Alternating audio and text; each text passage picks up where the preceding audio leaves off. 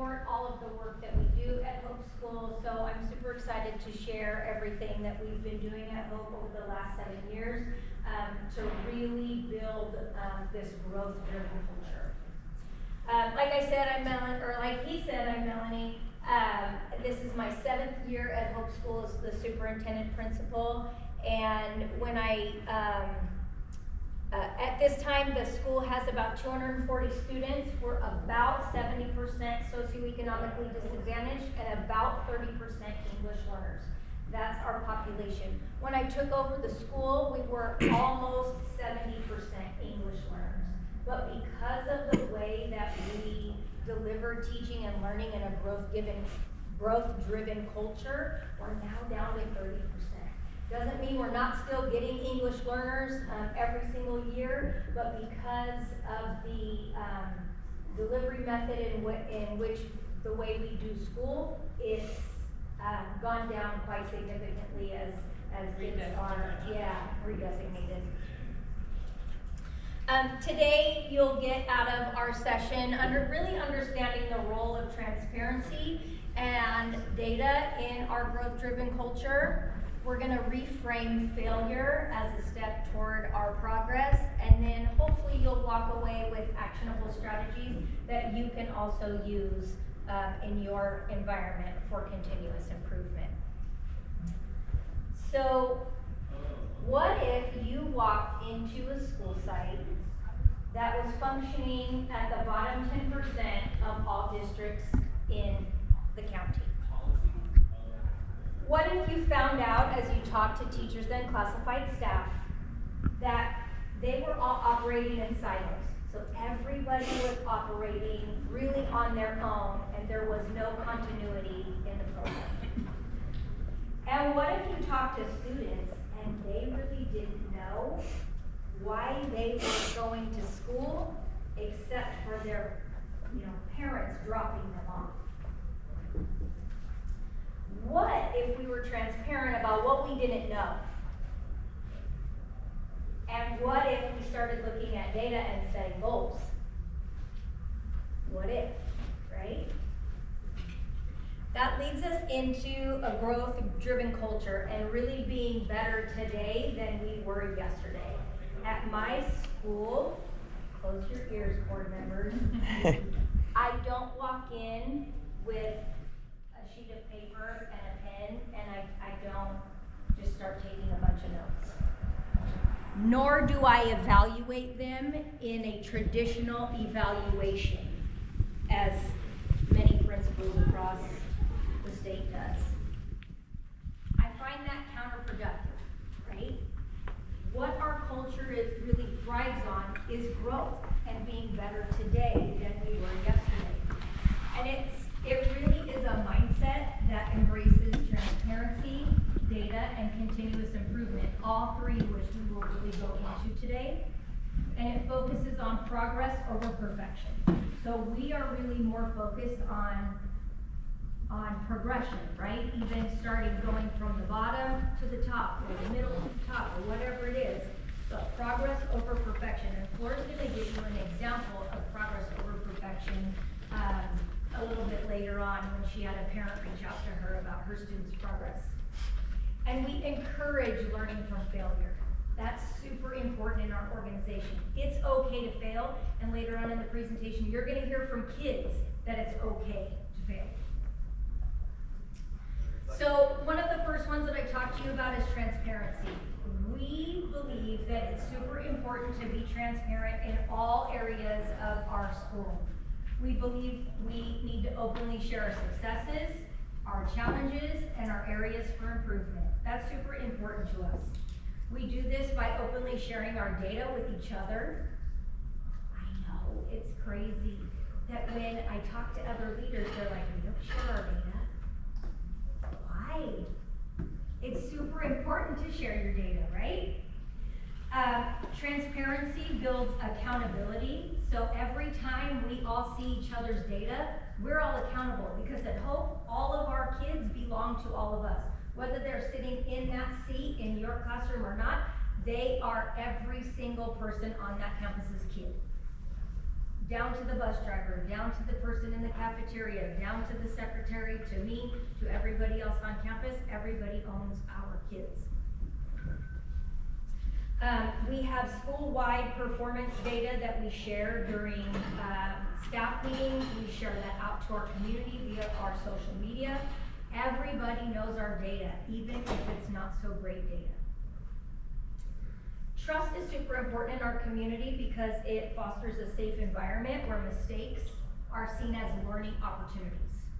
So when I walk into a classroom, normally what would happen if you just walked into any classroom without a growth-driven culture, if I walk in, a teacher is teaching, and you can probably say this because you're an educator, the teacher feels a little tense, right? Now they're on the spot, they're on the stage. And what happens as they're going through, and little Johnny's over here creating a chaotic scene, and now your whole lesson plan is derailed, and it's all in front of the principal and all the things, right? And maybe it's evaluation day, right? And now you're like, oh my gosh. But at Hope School, because we've created a culture of growth, transparency and trust are key. They trust me to go into their classroom and not be the judge today. My job is to go in there and sit and listen and participate, because I participate a lot in our culture when I walk into classrooms. And they need to feel that what they're doing is without judgment, without fear of judgment, right? So there's a lot of trust. There's a lot of trust between myself and my staff. There's a lot of trust between myself and students and teachers, and parents and teachers, parents and advocates. And the last thing we'll discuss today is continuous improvement. So while we are embracing that mindset of progress, and I want you to know that perfection is not the goal. The goal really is learning, right? Being better today than we were yesterday. Focusing on identifying areas of improvement and then using those small actionable steps to make sure that we're continuing to progress forward. So I want to ask you, well, who are leaders in the room? Instructional leaders? What, oh, this is my far table back here. So I want you to think about what are some challenges that you might face in your school systems on building trust and transparency, more specifically around data. I'm currently going through this with our staff, because we're trying to have data-rich conversations in our PLCs. And one of the biggest hurdles is getting teachers to trust one another and to be able to kind of let go of their ego a little bit and know that it doesn't mean you're an awful teacher if your data compared to your counterpart is not looking as great. Maybe they have a great strategy. Maybe they taught it in such a fabulous way that their kids were able, like, let's grow from that. Let's learn from one another professionally. It's kind of how I'm trying to guide, but that's a hurdle for sure. Absolutely. Show me your hand if you resonate with that. Absolutely, right? Trust is huge around data and transparency. So it didn't start out easy, right? We started out with zero data. But as we started putting our data out there, it really was incumbent upon me as the leader to say, it's okay if you have bad data. Can I chime in as a teacher? Absolutely. Building that trust, I think we kind of have to look into it as how we look into it as students. Our students have strengths, they have assets, and they also have needs. As educators, we have to understand that. So do we.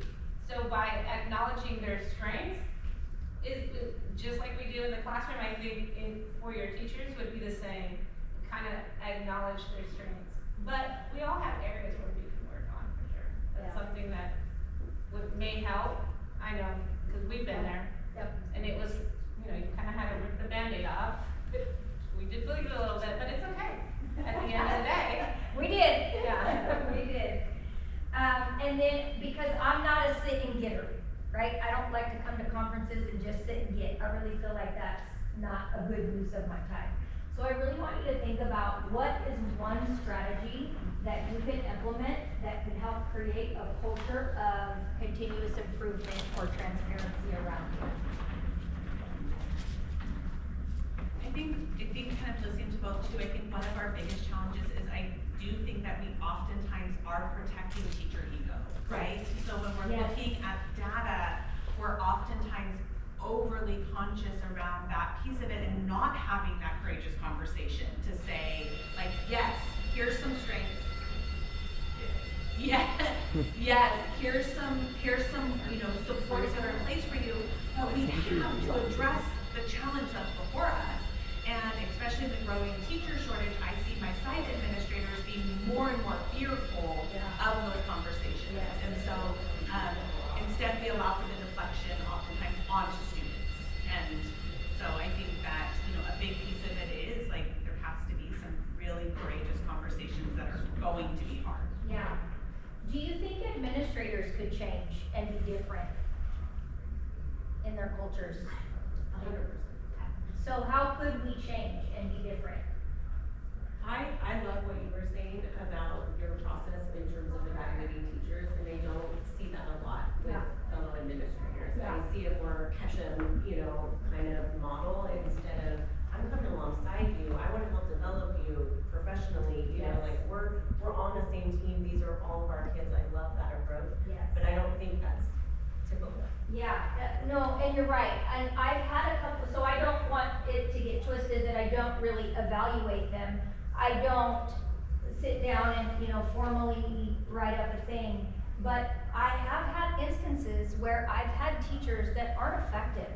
And so you have to start having those conversations, and it really ends up being, oh, this may not be a good fit for me, right? And I have that conversation, like, this is probably not the best fit for you. You might be a better fit at X school. Or maybe education is not a fit for you. And you have to have those courageous conversations. But for everybody else, I don't really feel like the formal process of evaluation is that necessary.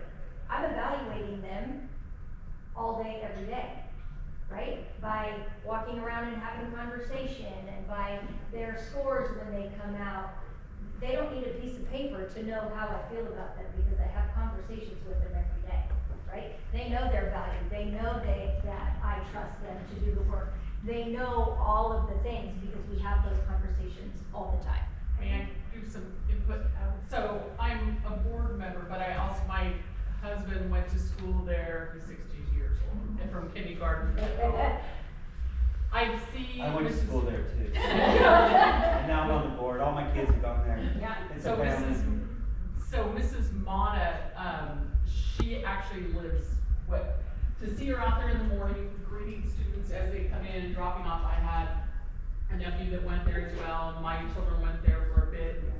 And to see her engaged, I'm over there waiting for paperwork in the office, and I see a child come in, and she worked with him, and I believe it maybe had to do with the behavioral issue, but I don't know.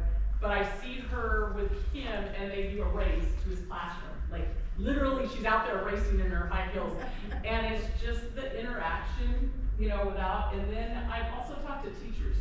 I'm a few friends with a few teachers, but even those that I'm not, to see how she engaged and how they really look up to you. I mean, it's just amazing, because it's all about the culture. Right, and relationships, Yes. right? Relationships, so they know when I walk into their room that I'm not there to do an evaluation piece, I'm there to support them, right, I'm there to coach.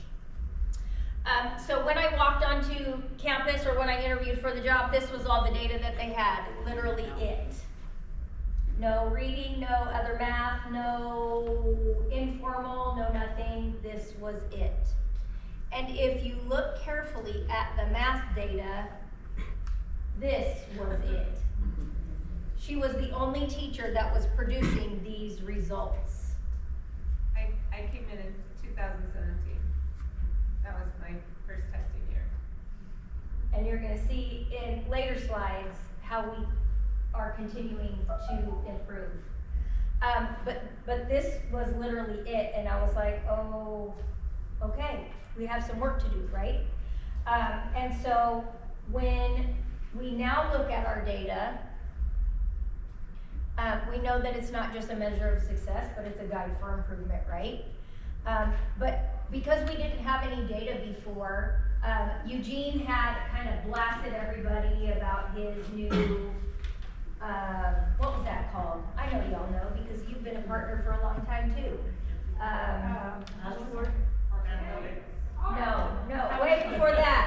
The power standards? Power standards, thank you, I knew my parsing friends. No, I'm here for a reason. he blasted out the power standards book and I was like, yes, this is a data piece for my teachers that they're going to need to really unlock what they should be teaching and delivering for CAST and how and all of the things.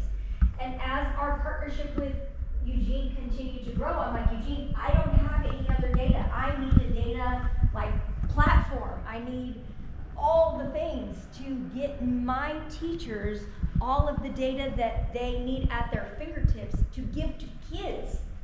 Because if kids don't have the data and kids don't own the data, kids don't care. Right? They don't care.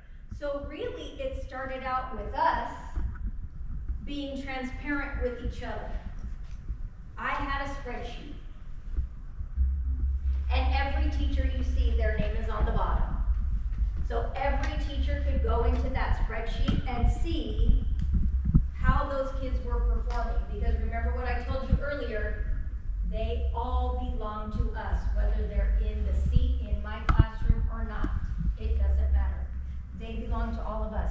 So this is how we started data. And Eugene said, I'm going to take that and I'm going to put it on the Go platform. And now you won't have to spend 20 hours on EL analysis because I can do that in 2 seconds for you.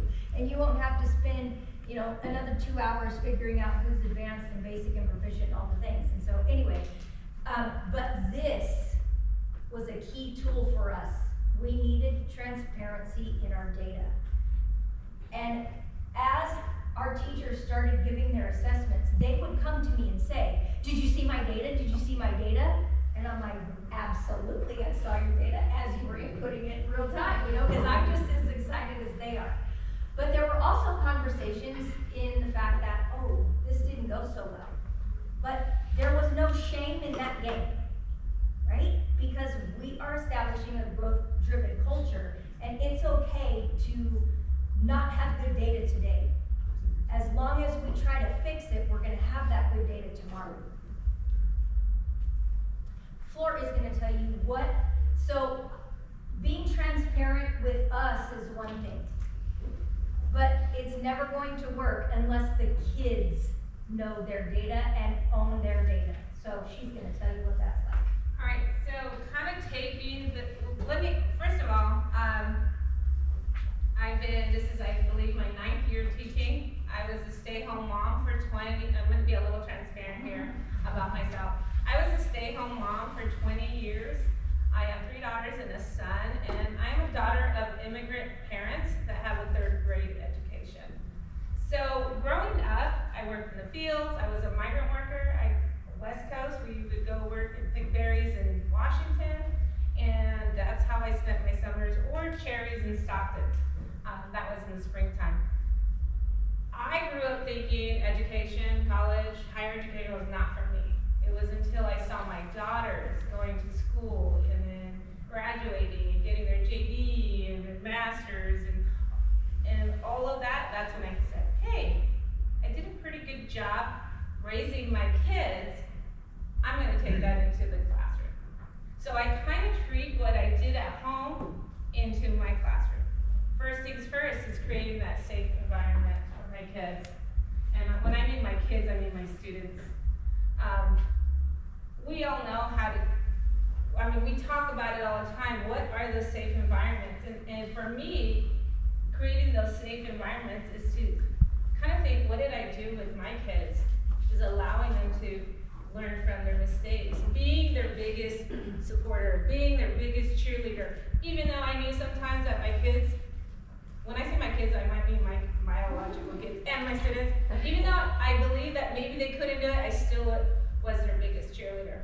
So creating that safe environment, because that is super, super important. But when we all hear too about making connections, oh, you gotta make connections with your students.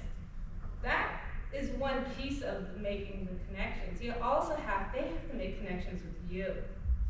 They also have to make connections with your classroom.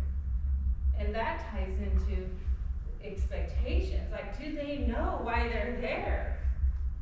I'm here to learn math. It's beyond learning math. It's beyond learning numbers. It's beyond learning symbols.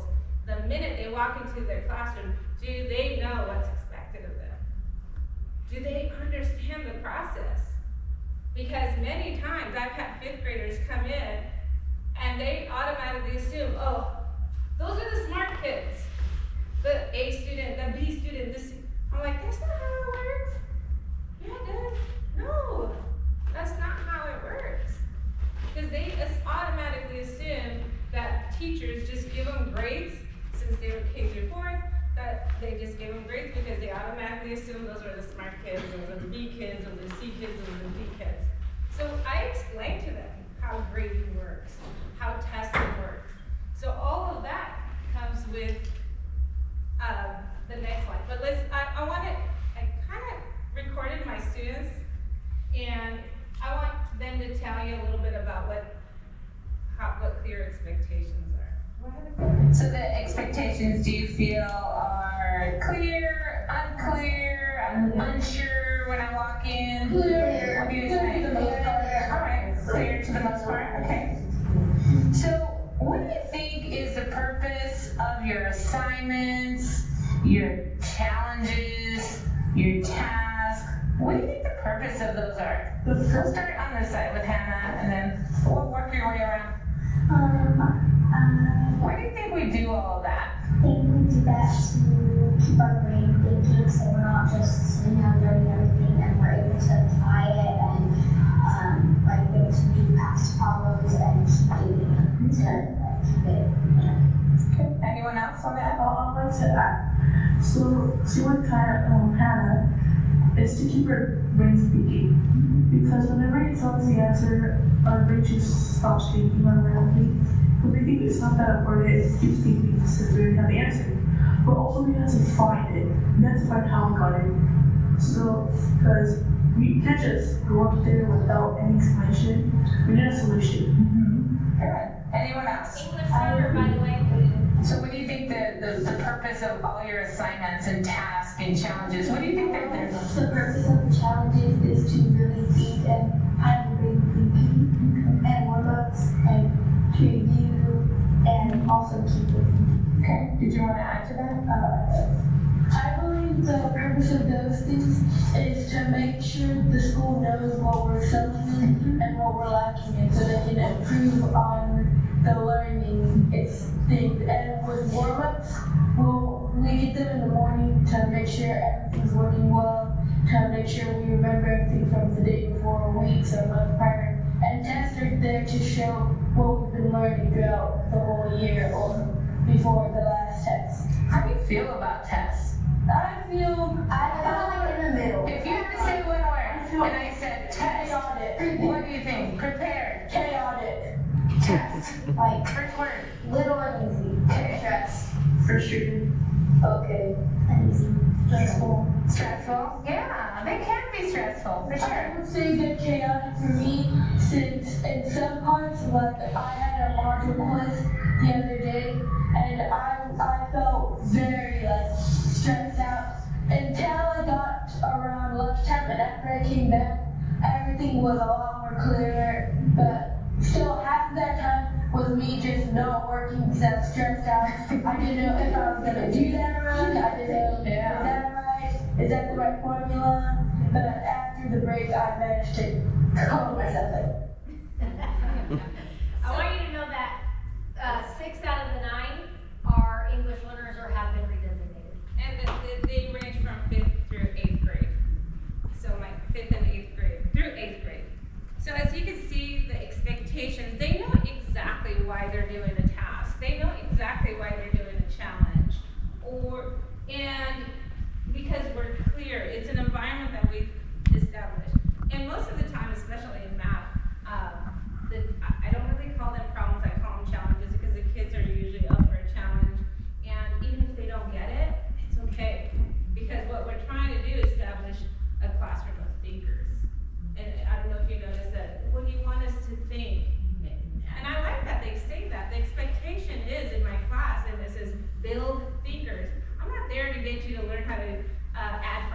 divide fractions. I'm getting you, I want you just to think.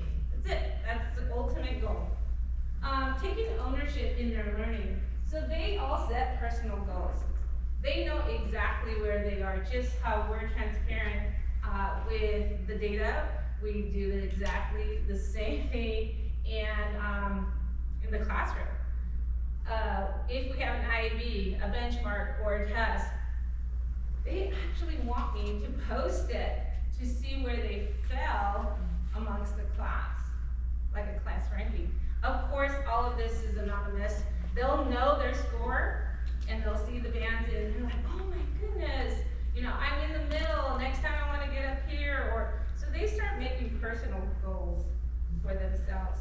They track using data tracking, growth charts, Google Classroom, which we have to update because the next day we'll have a test in the morning. By lunch, like, did you grade it? I'm like, I was eating, just like you were eating, I did grade. Can you grade it? Because I want to see if my grade went up or it went down. So they're constantly monitoring their grades. Now, this is one of the examples of a student tracker. She tracks her own growth. Well, my students all track their growth. I use Canva. They're able to input data, so they know how to input data on a daily basis. They put their warm-up score, and at the end of the week, I say, okay, submit it, but I want you to find your weekly average. So they set personal goals based on what they feel they're most comfortable with. Some students, and you'll hear later on, one of my students said, I'm happy if I'm 70%. I'm good with that. And then you'll hear, and I don't think I showed that clip, and you'll hear other students like, no, I need 90, I need 90 or above. But some students are like, okay, I'm just happy if I grew from the last time. I'm happy with that. So, tracking is something that we do, displaying data so they could see where they are and see how they can improve is something we do regularly. Now, understanding the process. This one's huge because learning is a journey, okay? And if they understand what they're doing on a daily basis, there's no questions. Like the class could actually run itself if you weren't there. Consistency, being fair, being transparent. Everything that we do in the classroom has a purpose. It might not be math related. For example, if I give a wriggle in the morning, at the beginning of the you know, as they're walking in, they already know what that wriggle's for. It might not be related to math. They know that it's there because I just want them to think, just to get their brain going. So, understanding the process, and especially mistakes, okay? They know that mistakes are a normal thing in our classroom, okay? Because we learn from them. And I'll touch a little bit more about that on the next slide. All right, I think we're good with taking ownership. Something that we're constantly looking at is not just our instructional data, but other pieces of data. So I have an after-school program, and in the after-school program, they started implementing this new PE component. And it was purchased by the county, and every school that has the after-school program in the county has to do this PE program. So my kids did not like it at all. And I started getting write-up after write-up after write-up, and I'm like, what is going on? So I asked the after-school lead if I could go and talk with the kids. So I pulled in all the kids, all the upper grade kids in the after-school program, and I'm like, what is the problem? You're giving the teacher attitude, you're getting written up left and right. All the data shows that you're not doing well in the after-school program, and I think you want to get kicked out. And they're like, yes, we don't like it. We don't, and I said, okay, what don't you like? We don't like that there's another PE component literally right after we just had PE. And I'm like, yep, you're right. So what would you do to change it? And we listed out all of the things that they were willing, that they wanted, right? They wanted to restructure the whole thing. I said, okay, we can restructure it, but here's what I need from you. I need you to show me that if this is what you want, I'm gonna have less referrals from you in the next 2 months.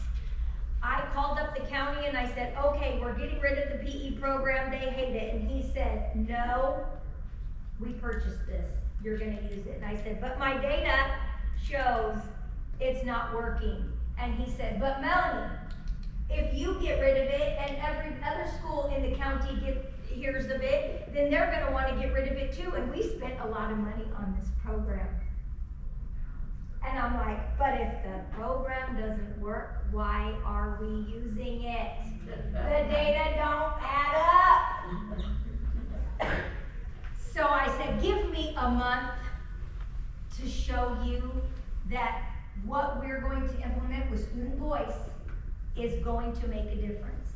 And hot dog, it did. In the 2 months, cause he let me extend it, in 2 months I only have one write-up. It worked. Student voice mattered, and the data showed it mattered. So my question to you is, what is one way you use data to make instructional or leadership decisions?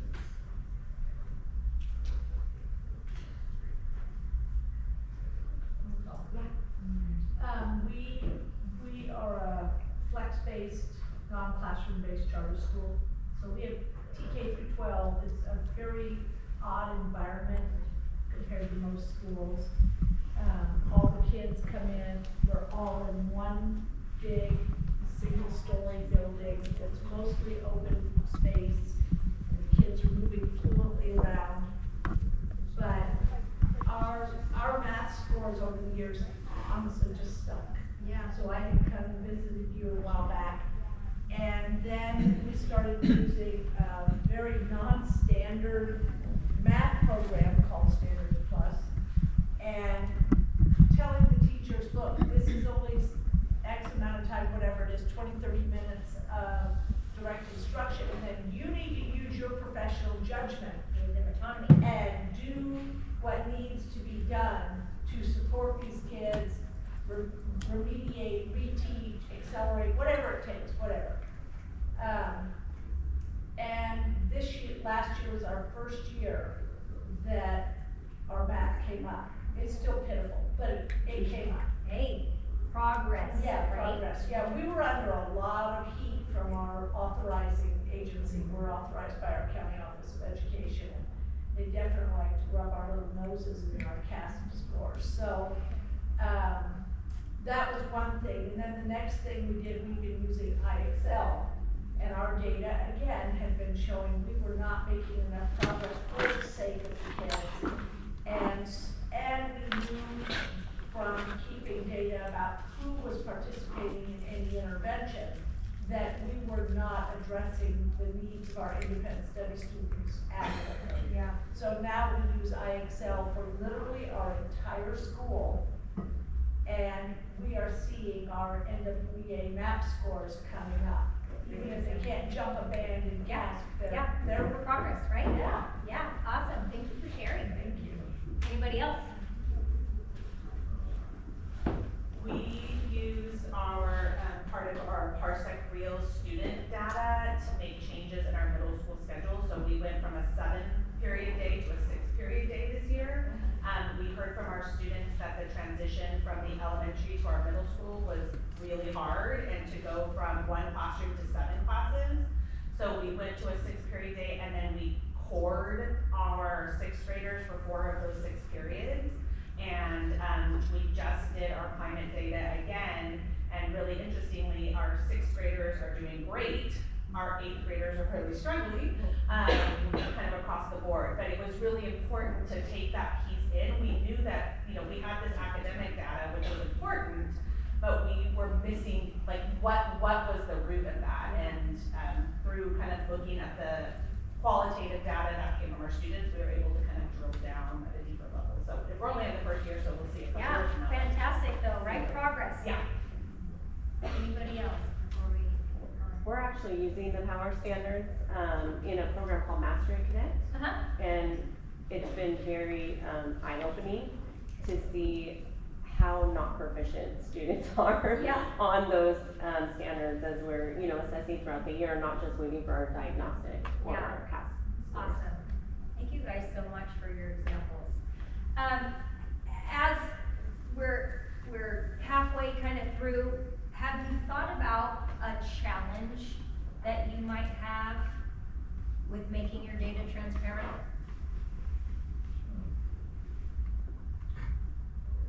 Getting our teachers to open it. Sorry, that's, we offer it all, it's all there. Yeah. To utilize it Yeah. effectively. And just Yeah. look at it, just give us a nod, yeah, just open it, just make us feel like it was worth it. So I'm gonna challenge you because I'm a disruptor. I disrupt the status quo. Yeah.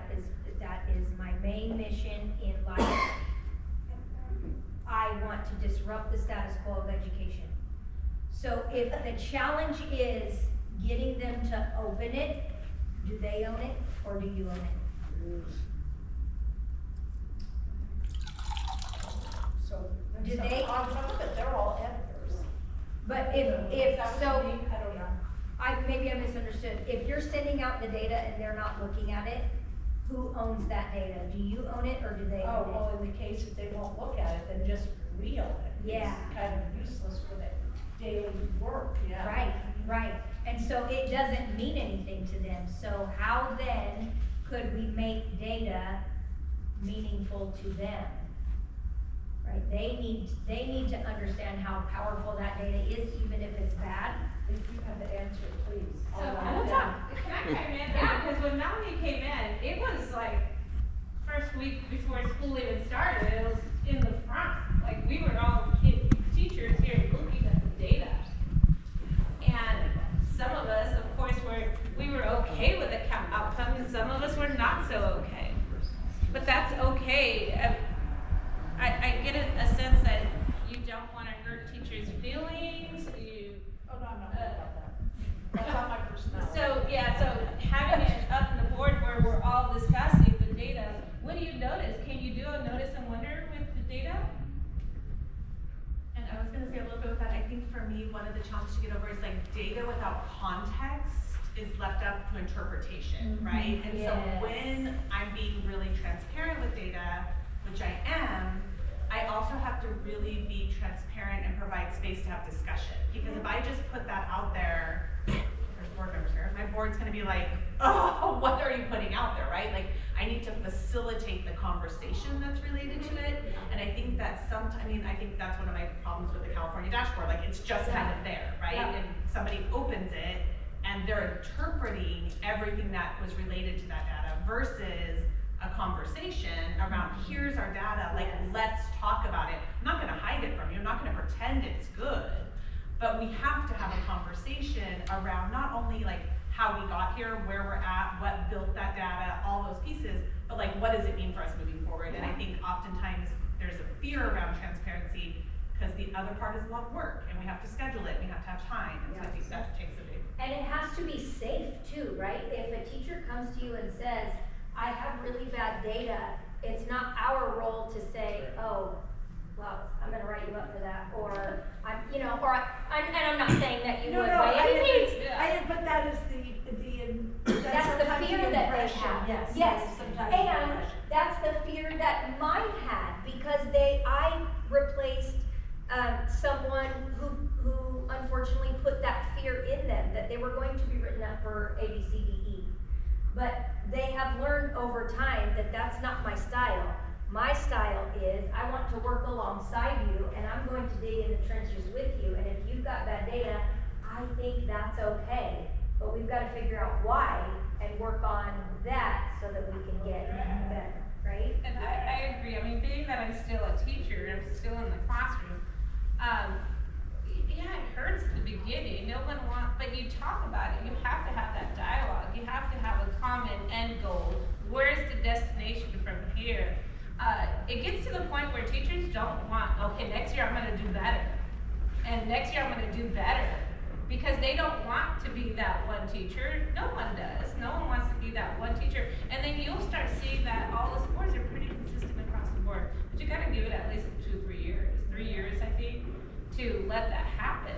But it is a culture that you have to foster and create. It definitely is.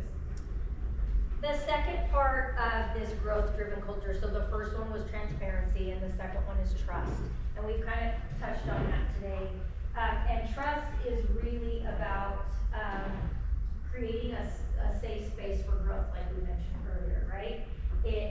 requires me being vulnerable, it requires them being vulnerable, it requires our students to be vulnerable, and also our parents, right? Because there are some tough conversations I've had with parents around their child's grades or their behavior or whatever.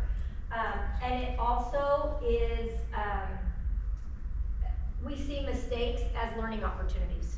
Every mistake that is made, even when a child makes them, is a learning opportunity. I really don't hand out a lot of, a discipline. I don't wanna make it seem like I don't discipline kids. But it's a lot more to me about the learning, the process of learning why they made these mistakes and learning how to do better, going forward. And then schools and districts that prioritize trust often have higher morale. We have pretty high morale, I would say, and our teachers are engaged. We have sustained improvement, which you're going to see later. And this kind of trust that we've built ensures that data, feedback, and change efforts are accepted rather than resisted. I can't tell you how many times it's only been a handful of times that I've said, can you trust me to change this? And it was a couple of years ago centered around reading.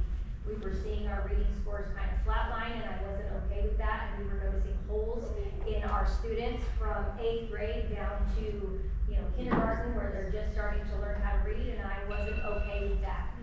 But we had to be really transparent about that, and no one resisted the change. Everybody was like, yes, let's do it, because we value growth in our culture. This summer we had a retreat. I will be fully transparent with you, just as I was with my staff this summer, that I did not want to be a superintendent principal anymore. I was burnt out, very tired. And what I also noticed was my staff was burnt out and very tired. No one wanted to take on extra duty roles.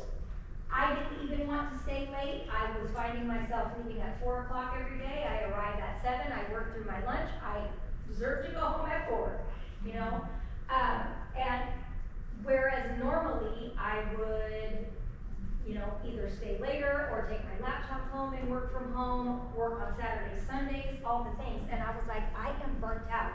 And I noticed that they were burnt out too, obviously. They didn't want to do anything extra. Okay.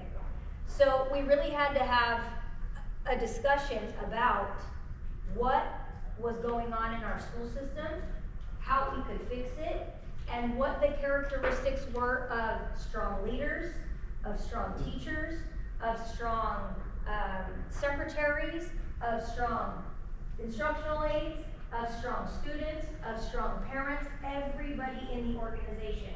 And we listed those out. And we really had a tough conversation that if we weren't these characteristics, that was okay. But we needed to be these characteristics because that's what we wanted for Hope School. And if we were not going to be these characteristics, that maybe Hope School wasn't the place for us. Did you have the entire staff, all those roles present? Everyone. Everyone. So if we weren't going to be any of those characteristics that we as an entire staff, this is my head of maintenance. This is me, I think. No, it's you. This is the teacher. This is the reading teacher. Oops. This is an instructional aide, and this is an instructional aide. So they were in mixed groups, and everyone was a part of the conversation. So we all rotated and we all identified, and at the end of those 2 days together, we all said, we are going to be these things, or Hope School isn't the place for us. Now that's transparency. We all got pretty real and raw with each other, did we not? We use Parsec Reel, and at the end of each day, I put out a reel.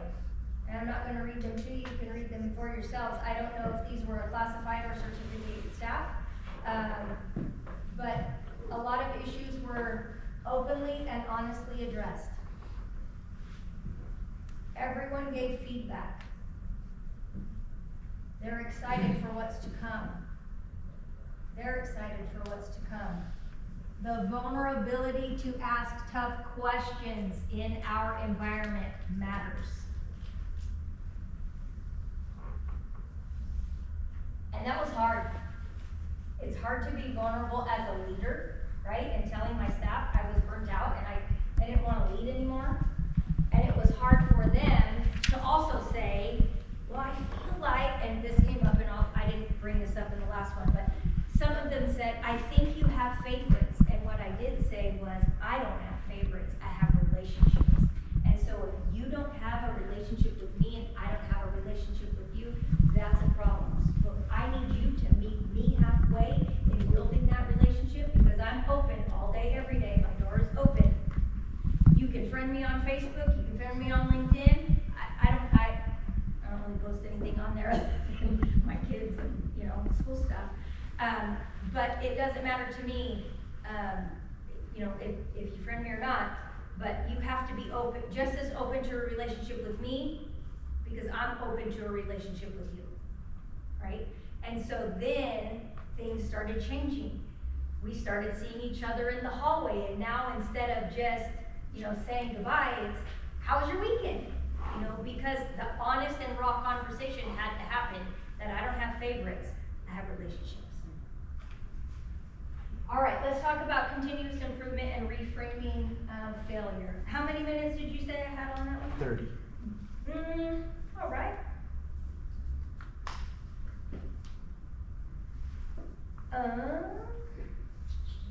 Talked about summer retreat. Okay, so reframing failure. We encourage a growth mindset at Hope School. We promote reflection. We make learning meaningful, and we redefine success. And why does all this risk-taking and reframing failure matter? Because it pushes us and our boundaries, and it allows us to model the kind of fearless leadership that we want to see and that will inspire change in kids. I want to see it in my staff, I want my staff to see it in kids, and I want us to push that out into our community. I am going to turn it over to Flor to show you what all of that looks like in the classroom. All right. So what does learning look like in the classroom when we have setbacks? Because, you know, teachers have setbacks, students have setbacks, and how do we deal with those setbacks? We call them challenges. How do we deal with those challenges? And I interviewed a few students so you can kind of get an idea of how they deal with challenges. So we'll go ahead and. And I like that you said, I figured out that it was just like a miscalculation. Does that mean when you miscalculate something, or you add wrong, or you subtract wrong, does that mean you don't understand how to do the problem? It just means that you made a little mistake. If you forgot on a problem to subtract or add, doesn't mean you don't know how to add or subtract. Yeah. It just means you forgot what happened. It's You just forget to read one. Like, could I have been stressed or just seeing it wrong? Like, I write stuff wrong from my text. I'm like, oh, I wrote that wrong. Mm-hmm. That's why it's important to look over work, because you might catch those. Yeah, for sure. I like that. Okay, good. So when you get stuck on a task, an assignment, what do you usually do? Skip it until I figure out what to do, or save it to the end. When I figure out that there's more problems that I got right than wrong. Yeah, good. Whenever we're doing, Let's say the challenges in the morning, or the puzzles. What do you normally do when you get stuck? when I normally get stuck, I try harder to see, like, okay, I usually randomly think, and sometimes I don't usually, like, it doesn't usually naturally just come to me. I have to think about it. And then once I get, like, really frustrated and I'm like, oh my god, I can't figure it out, I'll ask for help. And you or this mentor will either, like, I tell them How do we answer? You have to answer my question with a question. And Where do we do that? to bring the brain thinking. Very good. What do you do? I saw your hand was up, Kyra. Let's go ahead and go back. In the middle of a challenge or a task, what have you done to try to figure it out?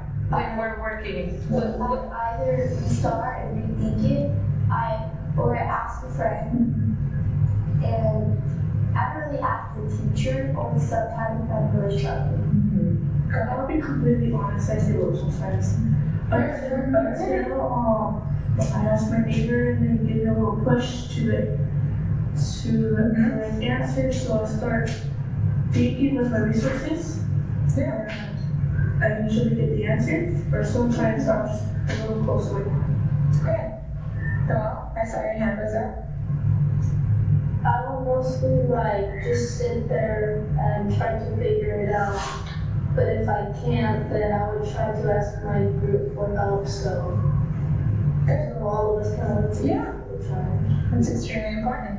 Anna? I guess they'll have to either rethink it, or if it's like a group project, I'll get together with my partners and I'll be like, what do you guys think? And then I'll share what I think, and then we all share each other's thinking, and then we all kind of put it together and then get our answer. Very good.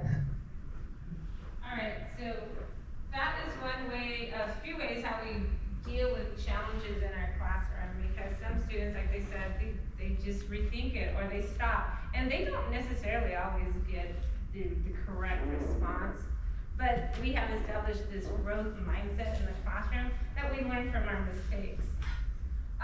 And that's super important because it builds confidence, it reduces anxiety, and even though they're like, oh, it's very stressful, but at least they're able to say they were very stressful. They're very honest, they're very raw, very authentic about their learning, because they know that the whole purpose of this task is because we want them to think.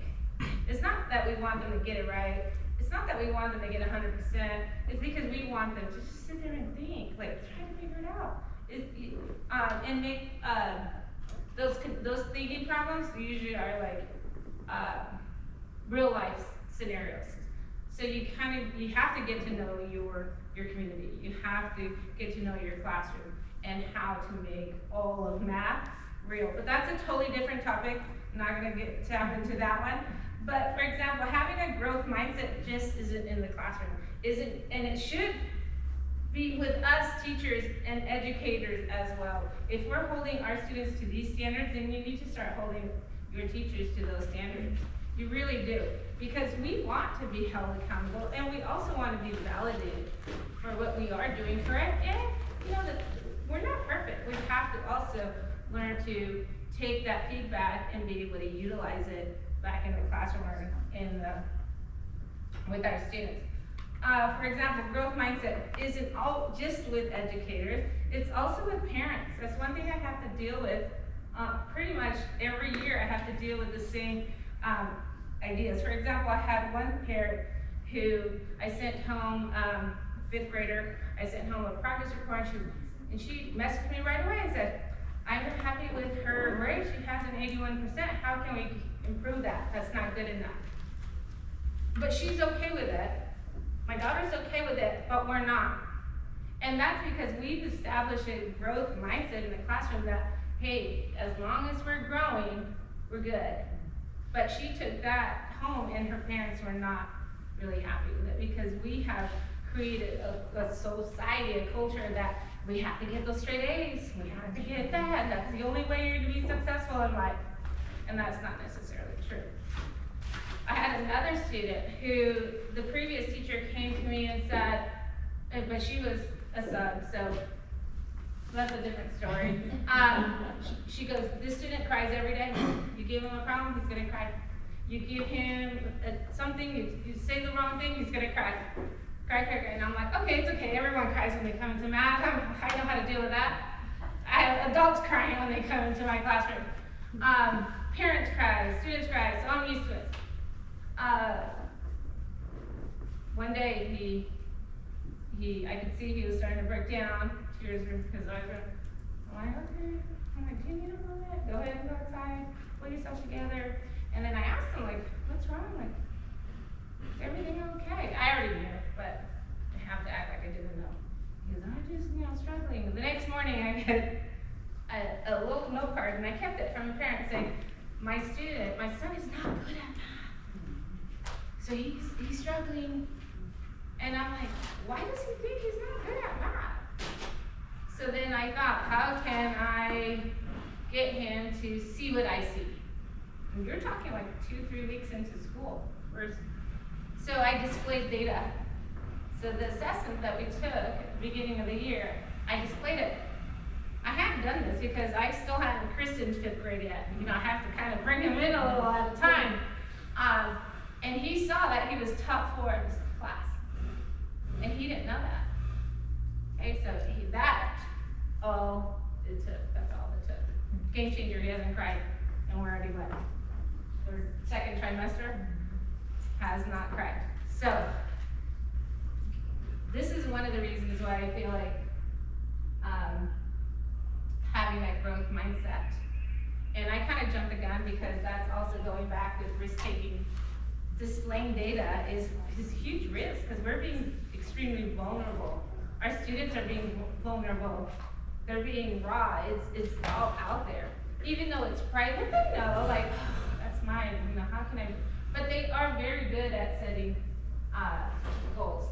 So as far as learning from our mistakes, that's where we're gonna go. And I'm gonna let them talk about it because they say it better than I do. Go straight to the next question. How do you feel when you make a mistake in class? When I make a mistake in class, I won't just be like, oh, well, I got a mistake. Nothing I can read to get that right. I just prepare for the next one, or I already know it's just a mishap. Yeah. Right. But that helps me like understand the problem more and make it Yeah. solve more problems. It does. Helps you focus more too on that one problem. Whenever I get a problem wrong, I know that if it's like a warm-up, I can redo it instead of all I thought that I made it back. And also I feel not too stressed because I know that we just focused on how we can do that. Okay, good. Do you feel like it's a safe environment to make mistakes here at home? Yeah. It's very much safe for you because everybody here is supporting with your answers. Like, you might be wrong, it's okay, just, you might just be 1 point away, no problem, it's alright. Yeah. You're in a safe environment. Good, I like that. Yes. I feel that making mistakes here at home is a little bit embarrassing at first, but soon you realize that mistakes are also part of learning, and you will have more in the future. Yeah. Have your teachers ever made mistakes? Yeah,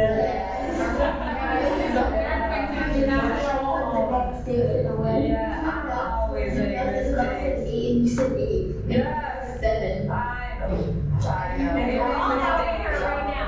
And also, I remember when the book you gave us in the first of the year, Marshall caught some mistake you made, Yes. which was really impressive. Yeah. How was the even read it? Yeah. Just And he noticed it right away. And he called me out on the first day of school. That's okay. I right away realized that I make mistakes. So as you can see, we have to normalize mistakes because we learn from them and we all make them. I make them all the time. Even when I'm in the classroom, they'll catch me. Like, you made a mistake or you said that wrong. This is, I know, I'm working on it. I'm sorry, thank you for catching that. So, But what I want to point out is that the culture at our school is it's okay to point that out. It's okay to say, hey, we got that wrong, because nobody's gonna say, oh God, you know, or embarrass us in front of others. yeah, and one thing that we do practice a lot is that when I do give them a task, they work on vertical boards. So they're out there working as a group, all around the room, there's lots of noise, and they're gonna talk about that a little bit. But then they have to explain their reasoning. So we go around the room and they have to explain, and not once do I say, yeah, that's correct, yes, that's correct. They don't even know what the correct answer is. I will never even share that. By the time we get to the third board, they've already figured out on their own what the correct answer is, or where they need to, you know, redirect their thinking. So this is why, one of the reasons why they're okay with talking. If you were to come visit my classroom and you sit, and I'm like, hey, would anyone like to present what they did the other day on their poster? I have to do a lottery, because every single 5th and 6th grader will raise their hand. I say, I want to do mine. So anyway, that's taking ownership in their learning, and we're gonna go ahead and play the learning one so you can see what learning looks like. What would, let's say a principal walks into your classroom, what does learning look like in your class? What does it look like? What are they going to see?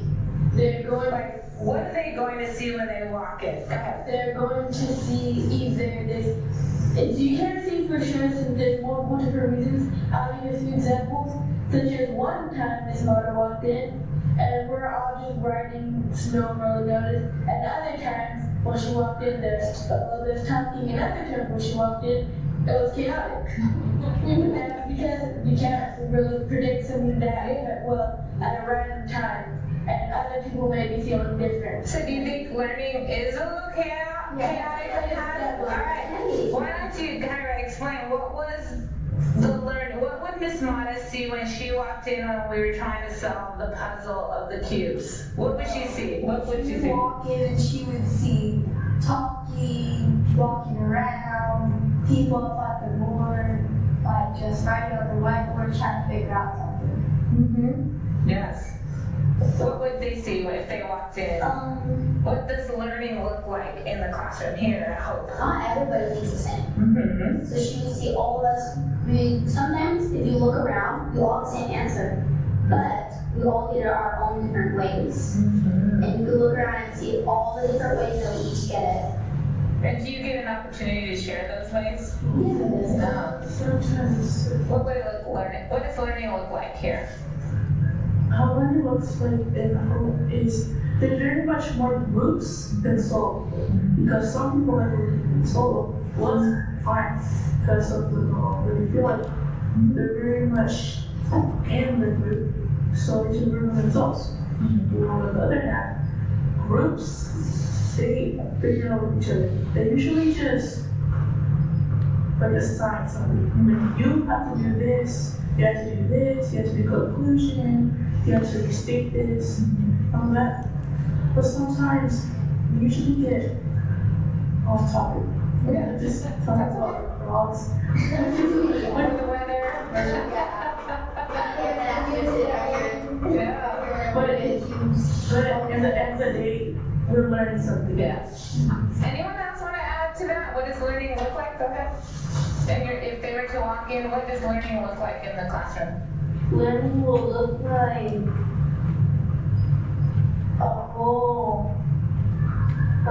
a whole group of ants trying to scope their new plan to getting the food basket from the picnic. I love that. I love that analogy. Good. All right, Hannah, what does it look like? There's always, like, if we're doing a group project, every group has their own whiteboard, and all whiteboards have something totally different on it. Could be the same exact answer, but there could be 7 different ways to get it, and every group has a different way. You're not going to see the same exact thing on everybody's board unless a group members go to other groups, like, seeing their answers.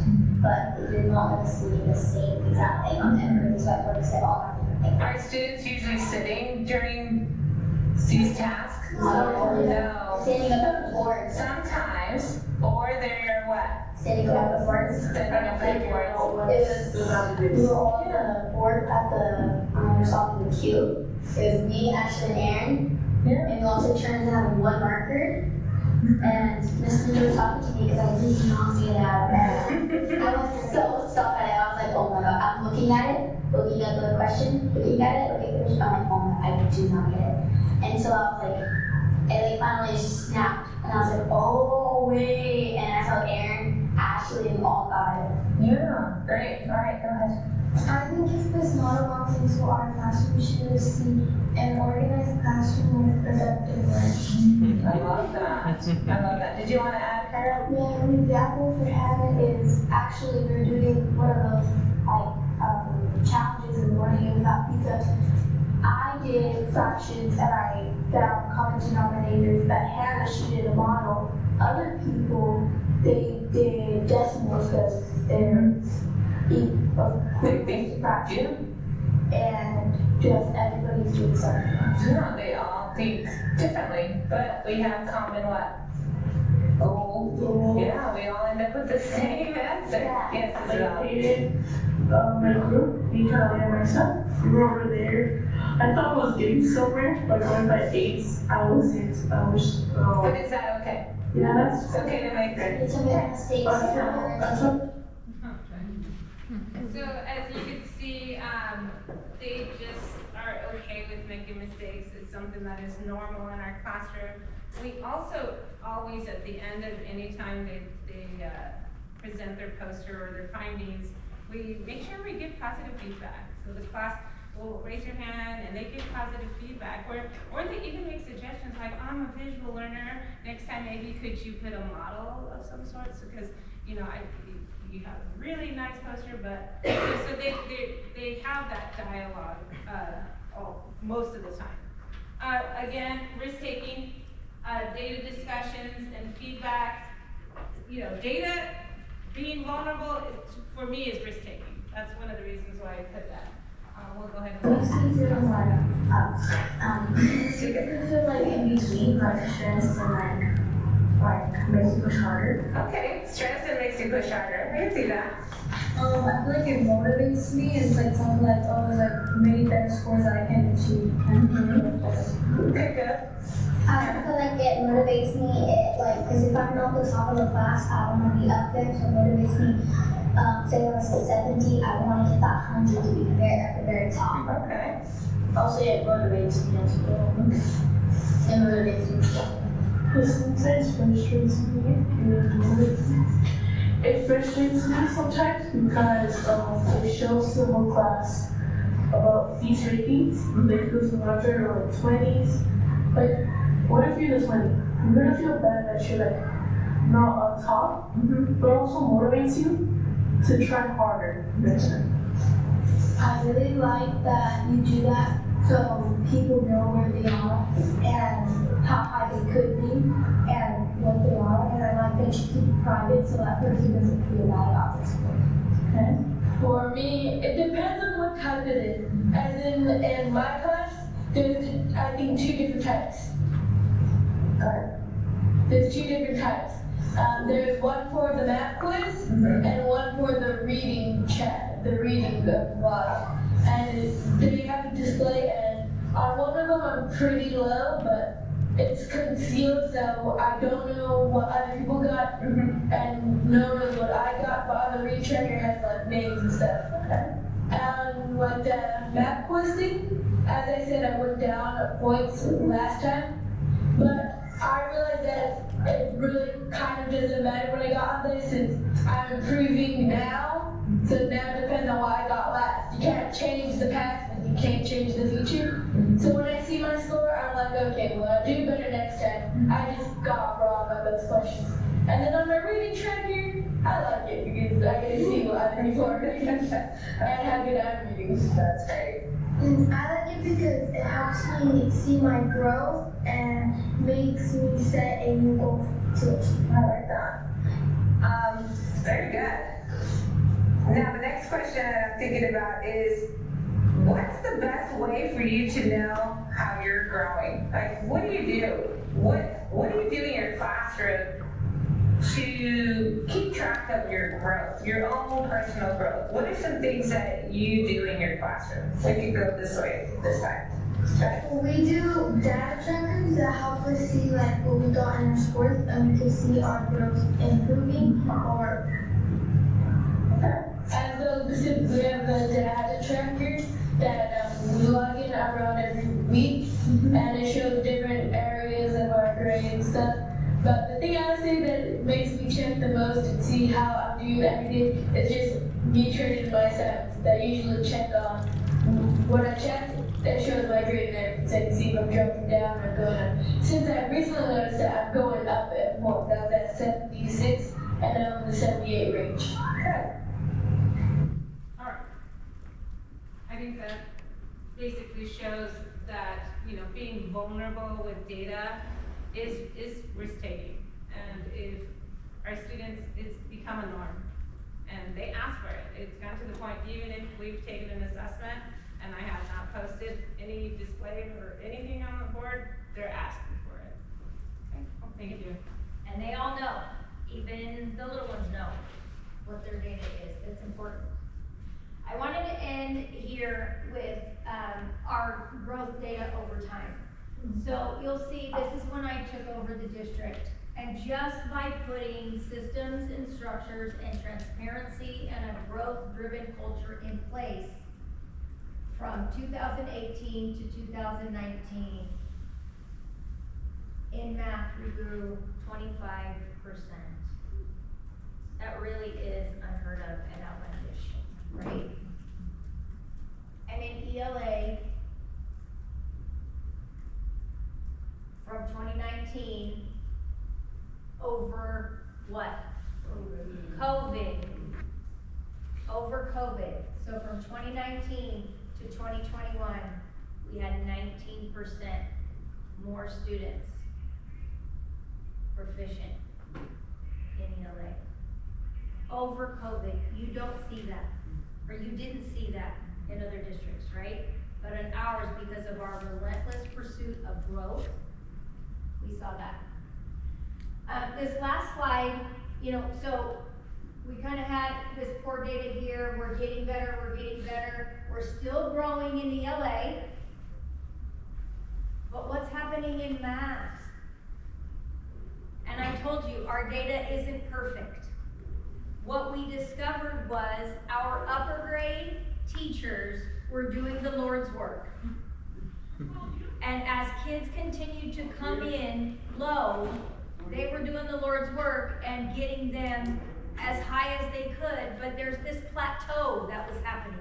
And I kept noticing it year after year, and I'm like, what is going on? I needed to take a deeper dive.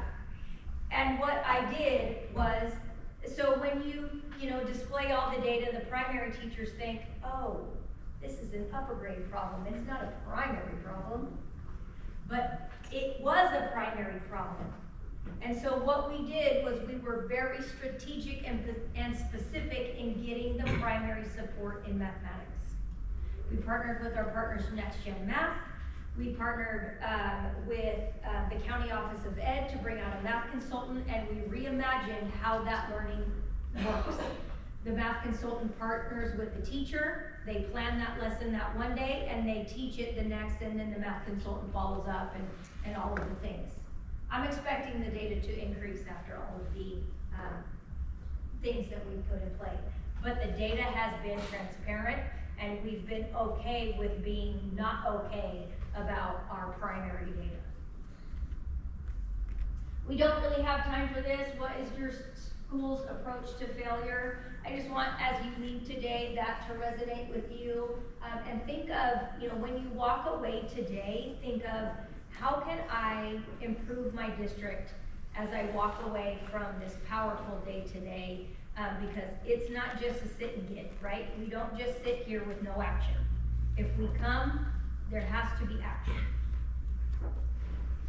And we all measure what we value, right? If it matters to you, you measure it and you attack it with fierceness that you wouldn't believe. We are out of time. I'm Melanie, this is Flor. You can find us both on LinkedIn. We do want to connect with you. We believe in the transformative power of growth and what we've done at Hope School, and we'd love to share that with all of you. So connect with us. Thank you guys so much.